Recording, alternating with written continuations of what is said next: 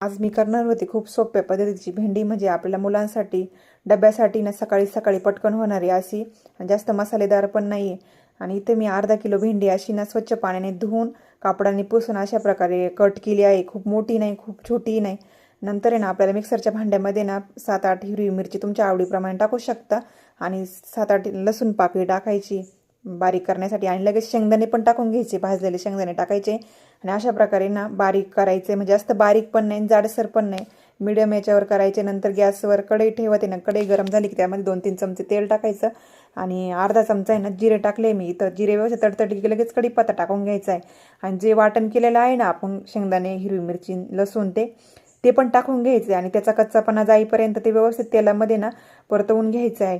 ते परतले की लगेच आपल्याला जी कट केलेली भेंडी आहे ना ती पण टाकायची इथं. ती पण भेंडी टाकून घेतली मी. ती पण भेंडी ना थोडी 2 मिनटं आहे ना व्यवस्थित अशी तेलामध्येच परतवून घ्यायची आणि नंतर चवीनुसार मीठ टाकायचं. मीठ पण आहे ना एकजीव होईपर्यंत परतवायचं आणि नंतर परतलं की आपल्याला इथं झाकण ठेवायचं आणि भेंडी होण्यासाठी 10-15 मिनटं तरी लागतातच. बारीक गॅसवरच करायची, कारण की मोठा गॅस केला तर ती जाईन जळून. मग ती बारीक गॅसवरच करायची. तर मी झाकण ठेवलं आहे.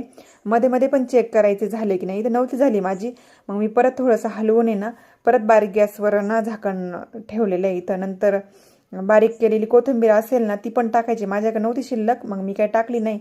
नंतर इथं झाली माझी भेंडी तयार. तुम्हाला जर माझ्या रेसिपी आवडत असेल तर लाईक, शेअर, कमेंट आणि सबस्क्राईब करा. बाय.